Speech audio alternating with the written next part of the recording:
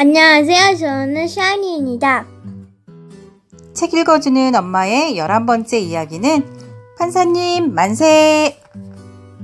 판사님 만세는 셰익스피어의 베니스의 상인을 쉽게 쓴 책이에요. The original title is The Merchant of Venice. It's written by William Shakespeare in 1596. 셰익스피어의 베니스의 상인은 아주 유명한 책이죠. 베니스의 상인은 이탈리아의 도시인 베네치아의 이야기예요. 베네치아에는 물이 많이 있어서 물의 도시라고 불리고 영어로는 베니스라고 하지요. Now I'm going to read the start. 지금부터 읽어드릴게요. 이곳은 이탈리아의 베니스예요. 한 폭의 그림같이 아름답고 평온한 곳이지요. 이런 베니스가 오늘은 술렁이고 있어요. 베니스 사람들이라면 모두가 좋아하는 안토니오와 못된 장사꾼 샤일록이 함께 재판정에 설 예정이거든요. 이 둘은 무슨 일로 재판을 받는 걸까요? 안토니오는 젊은 상인이에요. 누구보다 성실하고 부지런한 데다가 아주 똑똑했지요. 마음씨도 고와 가난한 이들에게는 이자도 안 받고 돈을 빌려주었어요. 베니스 사람들은 입에 침이 마르도록 안토니오를 칭찬했어요. 하지만 샤일록은 돈을 빌려주고 아주 비싼 이자를 챙겨 부자가 된 사람이지요. 하루라도 이자가 밀리면 살림살이건 먹을거리건 뭐든 닥치는 대로 빼앗아갔어요. 저런 몹쓸 장사꾼 같으니라고. 그러게 피도 눈물도 없다니까.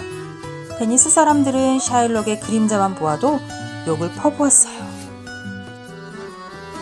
안토니오와 샤일록이 재판을 받게 된 것은 안토니의 친구 바사니오 때문이에요. 바사니오는 포시오라는 아가씨와 결혼하고 싶었지만 돈이 없었어요. 바사니오는 친구 안토니오에게 도움을 청했어요. 바사니오, 걱정 말게. 내가 꼭 돈을 마련해 주겠네. 하지만 안토니오 역시 장사할 물건들을 사느라 돈을 다 써버린 뒤였지요. 안토니오는 고민 끝에 샤일록을 찾아갔어요. 3,000 더컷만 빌려주시오. 곧 장사를 시작해 돈을 갚겠소. 더컷은 옛날 유럽 여러 나라에서 사용된 금화예요. 샤일록은 안토니오를 늘 눈에 가시처럼 여겨왔어요. 안토니오 때문에 자신이 고약한 장사꾼 취급을 받으니까요. 어쩌면 이 녀석을 혼내줄 기회가 온 건지도 몰라. 샤일록은 안토니오 앞에 계약서 한 장을 내밀었어요. 석 달 안에 돈을 갚지 못하면 가슴살 1파운드를 내놓는다는 내용이었지요. 이때 바사니오가 문을 박차고 들어왔어요. 안 돼! 안토니오! 하지만 안토니오는 이미 결심을 했지요. 바사니오, 물건 실을 배만 들어오면 빌린 돈을 갚을 수 있어. 걱정 마. 안토니오는 계약서에 서명했어요. 파운드는 영국에서 무게를 나타내는 단위예요. 어느 눈부신 여름날, 바사니오와 포셔는 아름답고 행복한 결혼식을 올렸어요. 바사니오 축하하네. 포셔 행복하게 잘 살아요. 안토니오 모두 자네 덕분일세. 정말 고마워. 그런데 얼마 뒤 바사니오에게 편지 한 통이 날아왔어요. 안토니의 물건을 실은 배가 폭풍을 만나 바닷속으로 가라앉았고 안토니오는 샤일록에게 빌린 돈을 갚지 못해 감옥에 갇혀 있다는 것이었어요. 바사니오는 급히 베니스로 떠났어요. 바사니오가 도착했을 때 재판정은 사람들로 북적거렸어요. 재판이 시작되자 판사가 물었지요. 샤일록, 계약서대로라면 안토니의 가슴살을 떼어내야 하는데 그러면 안토니오는 목숨을 잃게 됩니다. 안토니오를 용서할 생각은 없습니까? 그러자 샤일록은 망설임 없이 대답했어요. 판사님, 저는 계약서대로 하겠습니다. 판사는 다시 물었어요. 빌려준 돈의 3배를 받고 용서해주면 어떻겠습니까? 판사님, 저는 빌려준 돈을 받는 건 중요하지 않습니다. 오직 계약서대로 하기를 바랄 뿐입니다. 마침내 판사가 판결을 내렸어요. 좋소. 안토니의 가슴살을 1파운드 떼어내시오. 판사의 말에 사람들이 웅성거리기 시작했어요. 샤일록은 아랑곳하지 않고 칼을 들고 안토니오에게 다가갔어요. 잠깐! 판사가 외쳤어요.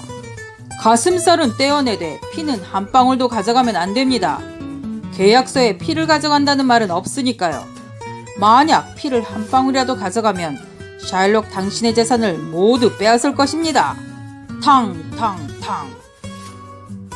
샤일록은 얼굴이 일그러지고 말을 더듬었어요. 판사님, 돈으로 받겠습니다. 하지만 판사는 고개를 가로저었지요. 계약서대로 하길 바란 건 당신입니다. 재판을 지켜보던 사람들이 환호성을 질렀어요. 안토니오는 바사니오와 얼싸안고 기쁨의 눈물을 흘렸지요. 바사니오는 지혜로운 판결을 한 판사에게 달려갔어요. 판사님, 정말 고맙습니다. 이 은혜를 어떻게 갚으면 좋을까요? 판사가 웃음을 터뜨리며 모자를 벗었어요. 바로 바사니오의 부인 포셔였답니다. 포셔는 판사인 사촌 오빠 대신 재판정에 갔던 거예요. 포셔, 정말 고마워요. 바사니오, 자네는 아주 지혜로운 부인을 두었군. 하하, 그런 것 같군. 다 자네 덕분이야. 이날 베니스 사람들은 모이기만 하면 다들 재판 이야기로 신이 났지요. 안토니오가 목숨을 잃을 뻔했는데 판사 나리가 정말 공정한 판결을 내려주셨어. 그러게 말이야. 살을 떼어가되 피는 흘리지 않게 하라니. 세상에 그보다 더 지혜로운 판결이 어디 있겠나?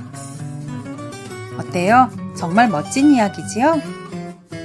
셰익스피어는 이탈리아의 옛날 이야기를 모아 이 작품을 썼다고 해요. 빵 하나를 두 사람에게 반으로 똑같이 나눠주는 것은 공평하다고 해요. 그리고 판사가 잘못이 있는 사람에게 다른 판결을 내리는 것은 공정하다고 하지요.